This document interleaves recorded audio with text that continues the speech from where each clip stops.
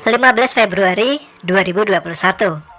Di Senin malam, saya bersama Om Dika sedang asik bersantai di sebuah kedai kopi yang baru buka di kota tercinta kami, di mana tak sengaja Om Dika bertemu dengan teman lamanya dulu di organisasi pecinta alam. Dua teman yang sudah lama tak bertemu ini pun langsung bercengkrama layaknya dua sejoli yang sudah lama tak bertemu, tapi tanpa cipika-cipiki ya. Sebut saja namanya Thomas yang kebetulan adalah owner dari kedai kopi tersebut. Dalam pikiranku, ini bakal dapat minuman gratis sih. Dalam acara ngalor ngidul di malam tersebut, Thomas pun mengajak kami semua untuk ikut mendaki di salah satu kaki Gunung Meratus yang memiliki pesona keindahan yang luar biasa yang membuat aku dan Om Dika akhirnya tertarik. Apalagi Om Dika yang memang lagi panas-panasnya kembali ke hobi lamanya ini. Ditambah kegagalannya ikut mendaki ke Gunung Lawu bersama Bang Ube dan Tama di tanggal 12 Februari dikarenakan istri Om Dika yang galak. Sedikit bocoran ya, Om Dika itu salah satu tipe cowok yang suka mengalah dengan istri. Oke, lanjut ke cerita. Setelah mengecek beberapa video di YouTube tentang gunung tujuan kami pun langsung setuju dengan ajakan Thomas tersebut. Dan tanggal 21 Februari pun kami putuskan menjadi tanggal keberangkatan kami semua. Tibalah waktu keberangkatan kami di hari itu, di mana aku dan Om Dika menuju ke sekretariat organisasi bentukan Thomas. Dan alangkah aku terkejutnya ketika di sana kami berdua sudah disambut oleh Thomas, Adit, Gian, dan beberapa gadis muda yang juga sehobi dengan kami. Sebut saja mereka Fanny, Fitri, dan Yuli. Setelah mengadakan briefing singkat dan pengenalan, kami semua pun berangkat. Di mana tim kami semua berjumlah 8 orang, 5 laki-laki dan 3 orang bunga gunung. Awal perjalanan, semua berjalan lancar tanpa ada hambatan yang berarti. Semua masih kami lewati dengan sukacita dan keceriaan. Kami pun menyempatkan singgah di sebuah minimarket yang mempunyai 3 lambang merah, biru, kuning yang mungkin teman-teman sudah tahu ya namanya. Di sini aku diherankan oleh tingkah Yuli yang isi tas karirnya sengaja dia kosongkan dan hanya dikhususkan untuk cemilan saja. Om Dika pun langsung menyematkan gelar Miss Alfamart berjalan kepada Yuli dan disambut canda tawa oleh kami semua. Bayangkan aja bro, tas ukuran 40 liter isinya cuma cemilan aja. Setelah itu perjalanan kami lanjutkan, rombongan kami pun terpisah menjadi 2 rombongan. Aku dan Om Dika berada di rombongan pertama masih merasa aman aja, namun tidak pada rombongan kedua, di mana motor yang dikendari oleh Gian dan Yuli mengalami kerusakan di tengah perjalanan. Kami pun yang terlebih dulu sampai akhirnya hanya bisa diam menunggu Gian dan Yuli di basecamp pendakian. Lumayan lama kami menanti, kurang lebih sekitar 2 jam, akhirnya Yuli dan Gian pun datang. Setelah sedikit berbincang dan meminta izin kepada pengurus basecamp, kami semua pun memulai petualangan di senja itu. Pada awalnya Om Dika meminta untuk memulai mendaki sehabis maghrib, tapi semua teman-teman meminta untuk langsung mendaki saat itu juga. Perjalanan di senja hari itu seru, plus sedikit mengerikan bro, dimana terasa banget energi negatif menyentuh kulit kita. Ya wajar lah, karena kata orang tua zaman dulu, senja hari itu adalah awal mula para makhluk beda dimensi dengan kita beraktivitas. Tapi ya namanya gunung, aku dan teman-teman seakan acuh akan pergesekan energi tersebut. Jujur trek di gunung ini sungguh menyiksa tanjakannya, benar-benar curam ya, seperti menaiki anak tangga darurat yang ada di gedung-gedung bertingkat dan sangat minim bonusnya. Om Dika saja yang bisa ku bilang cukup pengalaman dalam hal mendaki sampai 5 kali terhenti di tengah jalur. Ya ku akui, dalam hal pengalaman dan pengetahuan di alam, Om Dika sangat mumpuni. Namun kalau fisik sih, ya faktor usia lah. Sudah nggak sekuat 5 tahun yang lalu. Maklum, sekarang dia lebih sering kena AC baik di rumah maupun di kantornya. Jadi sudah minim sekali terkena cahaya matahari. Sekitar 1 jam, akhirnya kami tiba di pos 1 padang savana yang tidak terlalu luas. namun menyajikan pemandangan yang lumayan memanjakan mata. Cukup lama kami beristirahat di pos 1. Bahkan tim pun terpecah kembali menjadi 2, di mana Thomas, Fanny, dan Fitri memutuskan berjalan terlebih dahulu. Sedangkan tim kedua diisi oleh aku, Adit, Yuli, Gian, dan Om Dika. Kami masih terus beristirahat di pos 1. Memang trek dari base camp ke pos 1 begitu berat. Baru jalan saja sudah disuguhi oleh tanjakan yang membuat dengkul bertemu dagu, sejauh kurang lebih 1 kilometer. Tepat jam 6 sore kami pun memutuskan kembali berjalan. Untungnya dari pos 1 menuju pos 2 Bayangan jalannya lumayan landai, sehingga kami semua bisa mempercepat langkah kaki kami. Tiba di pos 2, azan maghrib pun berkumandang. Om Dika pun langsung menyuruh kami semua berhenti dan beristirahat sejenak. Di sini mulai ada keanehan yang terjadi kepada Yuli, di mana dia tidak sengaja menunjuk ke arah jalur dan berkata bahwa ada suara gong berbunyi 3 kali. Namun kami tidak ada yang mendengarnya. Setelah itu Om Dika pun berbisik, "Cang, jaga si Yuli ya malam ini. Tahu kan kalau ada bunyi gong di hutan apa artinya?" "Emang apa bang artinya?"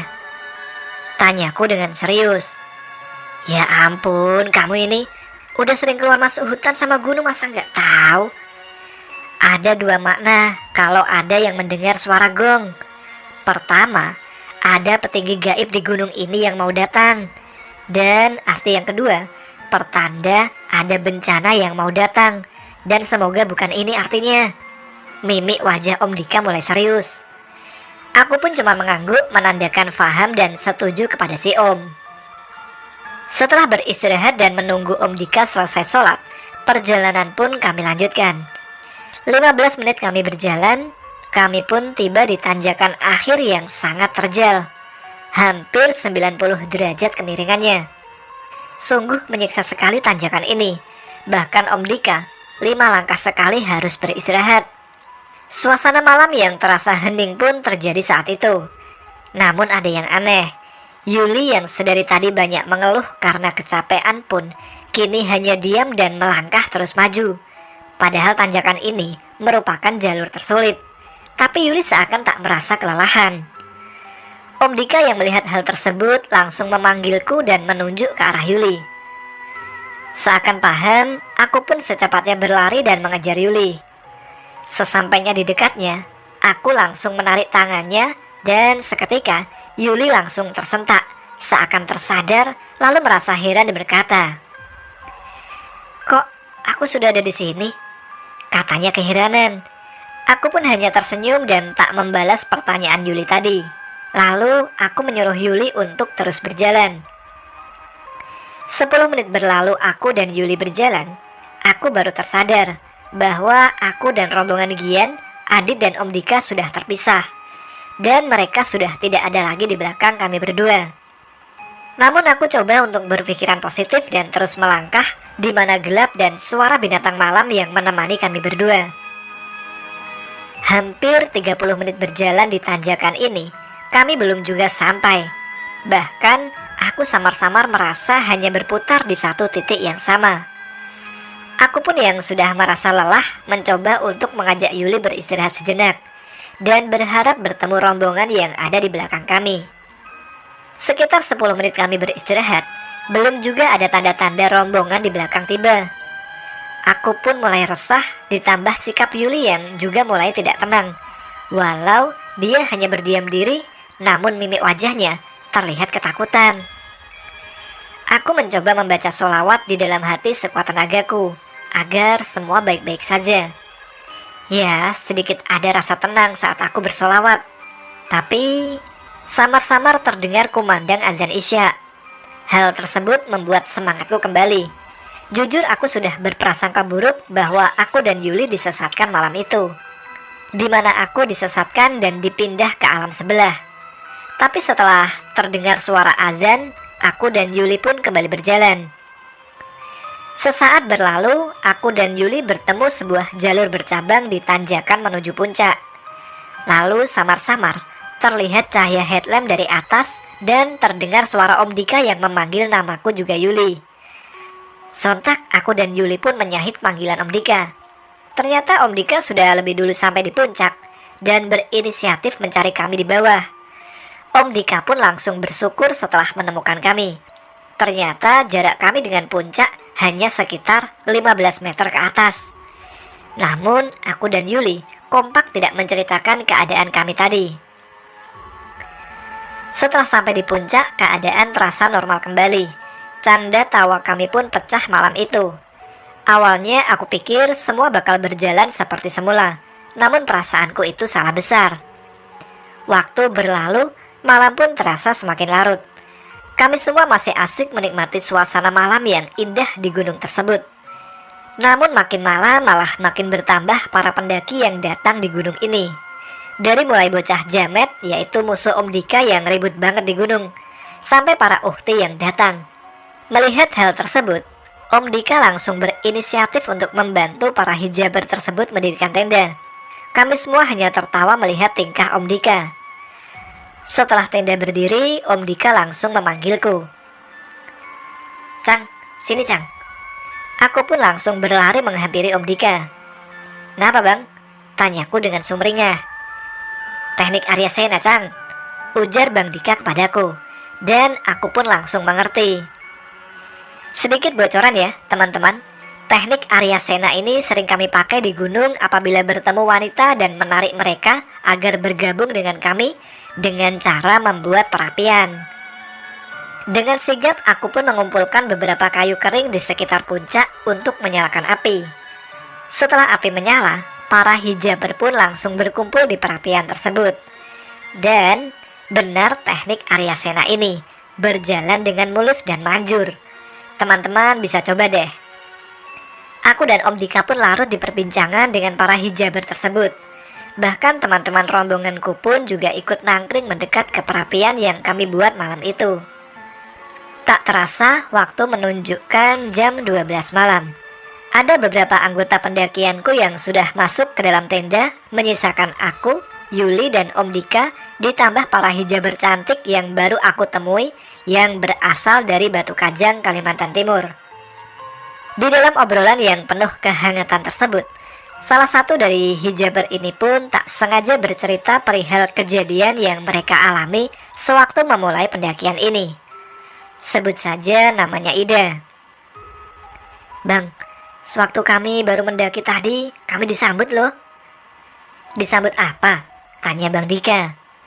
"Suara gong bang, jelas banget." Sontak Bang Dika pun menoleh ke arahku dan Yuli. Lalu dengan polosnya Yuli pun menjawab, "Kami juga mbak, tadi sewaktu azan maghrib juga mendengarnya." "Ada apa ya?" tanya Yuli yang keheranan. "Udahlah, gak usah dibahas, mungkin kalian salah dengar," kataku kepada semua orang yang ada di sekitar perapian. Namun perbincangan ini pun berlanjut dengan cerita pengalaman mistis di beberapa gunung yang sudah mereka daki. Om Dika pun sudah berkali-kali mengalihkan pembicaraan agar tidak membahas masalah mistis. Namun apa daya, the power calon emak-emak memang susah dilawan. Mereka semua seakan asik membahas masalah tersebut seperti halnya membahas cerita film drakor. Sekilas mataku pun tertuju ke arah perapian. Ternyata stok kayu yang aku kumpulkan sudah mulai menipis. Om Dika yang melihat aku berjalan menuju arah hutan sempat melarang, namun dikarenakan semangat 45 yang sudah membara, cerita mistis dan kejadian aneh tadi tidak menghalangiku malam itu. Sesaat kemudian, aku sudah berada di sekitar hutan yang lumayan jauh dari puncak tempat berkemah kami malam itu. Aku pun asik mengambil beberapa kayu yang kering dan mengumpulkannya. Namun, tiba-tiba bulu kuduku merinding dan merasakan keanehan. Sayup-sayup, aku mendengar ada keramaian dalam hutan. Aku mencoba berpikir positif, namun semakin aku berusaha untuk menenangkan diri, tetap saja rasa takut langsung muncul. Aku pun bergegas untuk mengumpulkan beberapa kayu kering yang ada di sekitar. Tapi, tiba-tiba saja terdengar suara gong yang begitu jelas di telingaku. Aku masih mencoba acuh, namun Ada rasa di hati ini untuk menolehkan mata ke suatu arah, dan entah mengapa batin ini menolak. Tapi respon dari tubuh malah mengikuti rasa aneh tersebut. Saat kepala ini mulai menuju ke arah sebuah pohon, dan tiba-tiba saja muncul sebuah wajah dari balik pohon tersebut. Langsung saja mataku dan mata wajah tersebut bertatapan secara langsung. Tergambar jelas wajah pucat pasi dari mimik mukanya, dan juga jelas bola matanya yang menghitam tergambar di wajah tersebut. Menyadari hal tersebut, aku pun segera kabur menuju ke area camping ground kami dengan nafas yang ngos-ngosan. "Kamu kenapa, Cang?" tanya Om Dika yang sedang asik menyeruput kopi hitamnya malam itu. Aku cuma diam sambil mencoba menumpukkan sisa-sisa kayu bakar yang kukumpulkan tadi. Namun aku masih teringat peristiwa yang barusan terjadi. Wajah tersebut masih saja terngiang-ngiang di pikiranku. Om Dika yang seakan paham dan tersenyum. "Hah, habis dapat jackpot ya?" ujar Om Dika kepadaku.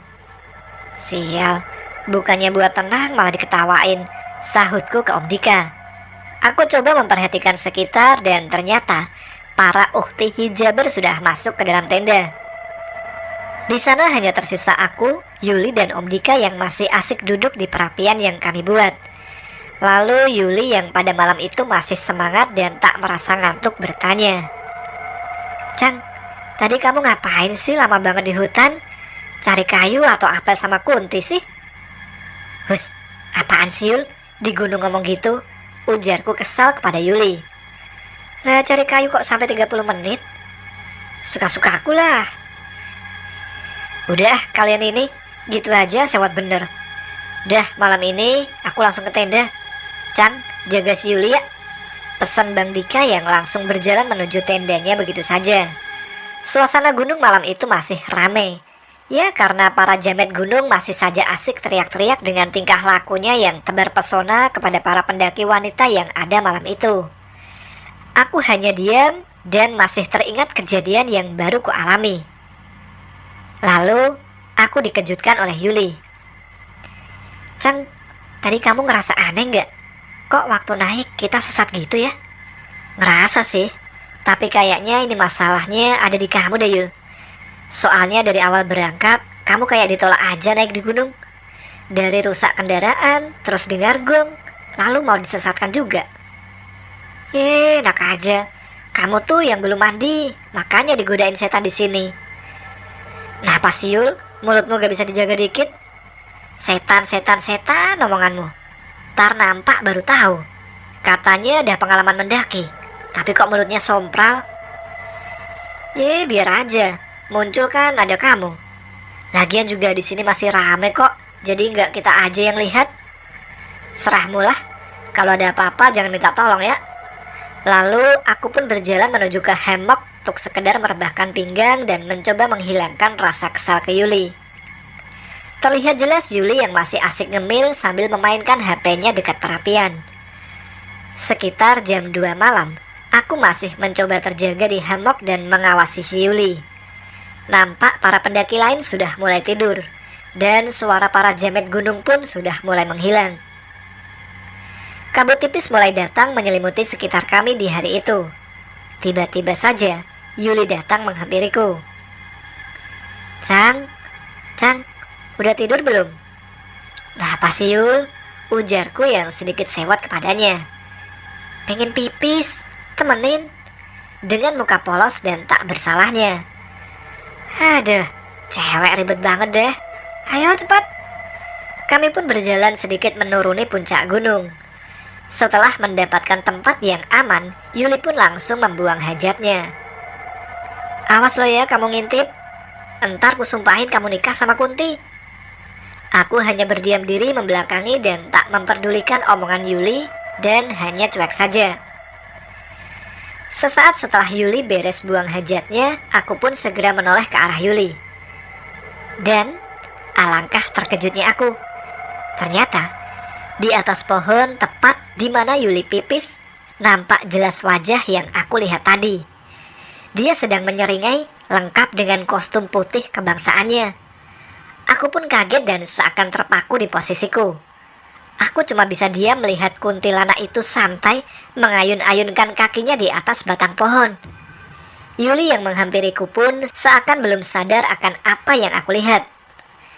Saat dia mengajakku kembali ke area campground, Yuli pun merasa heran karena ajakannya tak aku hiraukan dan mencoba melihat ke arah yang sedari tadi aku lihat. Alangkah terkejutnya dia saat tahu bahwa dia tadi pipis di bawah ayunan kaki kuntilanak. Yuli pun mencoba menarik aku yang masih terpaku dan bertatapan dengan makhluk tersebut. Namun aku masih tetap saja tak sadar dan tak bergerak. Lalu sebuah tamparan dari tangan Yuli tepat menuju pipi kananku. Dan aku pun segera tersadar. Aduh, sakit bego. Lari bego. Ngapain sih tatap-tatapan sama kuntilanak? Jatuh cinta emang? Langsung saja aku dan Yuli mencoba berlari menuju tenda kami. Jelas sekali terdengar tawa mengkikik dari makhluk putih tersebut mengiang-iang di telinga kami. Aku dan Yuli segera lari dan masuk ke dalam satu tenda kosong. Saking paniknya, sepatu kami pun tak kami lepas saat memasuki tenda. Dengan nafas ngos-ngosan, aku mencoba untuk menenangkan diri. Lalu Yuli segera menyalakan lampu tenda. Ya mungkin dia berharap dengan adanya cahaya bisa memberi sedikit ketenangan buat kami malam itu. Namun, sayangnya, teror terus saja terjadi. Tenda kami terasa bergetar seakan-akan ada yang mendorong di tiap dinding tenda. Karena melihat keadaan tersebut, lampu yang awalnya dinyalakan Yuli segera kumatikan. Bukannya membuat tenang, malah membuat tambah gak nyaman melihat dinding tenda yang bergerak seakan-akan ada angin ribut di luar tenda. Kamu sih Yul, sompral. Aku kan cuma bercanda, Cang, ungkap Yuli yang merasa ketakutan malam itu. Lalu aku pun mencoba menguatkan bacaan doaku. Dalam benakku, percuma juga saling menyalahkan dalam keadaan seperti ini. Toh semua sudah terjadi. Awalnya aku mencoba mengajak Yuli untuk berdoa. Dia pun hanya mengangguk tanda setuju. Pada awalnya aku membaca doa Al-Fatihah, Al-Ikhlas, Al-Falak, dan Anas. Namun teror juga belum berhenti. Malah semakin menjadi-jadi. Dan ditambah suara tawa kuntilanak yang sudah pastinya teman-teman tahulah. Tawa itu begitu jelas dan terngiang-ngiang di telinga. Karena bacaanku yang pertama gak mempan, aku pun mencoba ayat kursi yang biasanya sangat ampuh. Namun bukannya takut, bacaan yang kulantunkan malah disahut oleh suara asing dari dalam tenda. Suara itu terdengar begitu pasif dan lancar membaca ayat kursi tersebut. Mengetahui hal tersebut, aku dan Yuli terdiam dan saling tatap. Lalu, Yul, kamu dengar? Kok setannya bisa ngaji ya, Cang? Lalu Yuli segera merapatkan dirinya ke dekatku. Kami pun diam membisu dan mendengarkan lantunan ayat kursi tersebut hingga selesai dibacakan oleh makhluk astral itu. Setelah itu, tawa dari kuntilanak pun kembali terdengar. Dan ditambah dengan siluet bayangan wanita dengan rambut panjang ada di luar tenda kami. Suasana horor pun menjadi meningkat. Aku dan Yuli pun benar-benar merasa takut saat itu. Namun dalam hati kecilku, ingat satu perkataan Om Dika dulu. Cang, kalau kamu ketemu hal mistis, apapun itu bentuknya, terus kamu sudah baca macam-macam doa tapi gak ampuh, coba deh kamu baca surah Al-Kahfi. Insya Allah, Cang, aman. Jangankan setan, Cang, Dajjal aja takut sama itu surah, apalagi cuma setan biasa. Dan kalau memang gak mempan juga, bawa sholawatan, Gi. Setidaknya sholawatan bisa menenangkan kita di saat kita sedang tertekan. Pesan Om Dika yang aku ingat. Aku pun mencoba melantunkan surah Al-Kahfi. Pelan, terbata-bata, namun pasti dan yakin. Aku coba membaca surah tersebut. Dan ajaibnya, belum setengahnya surah tersebut selesai kubaca, suara dan teror pun seketika hilang.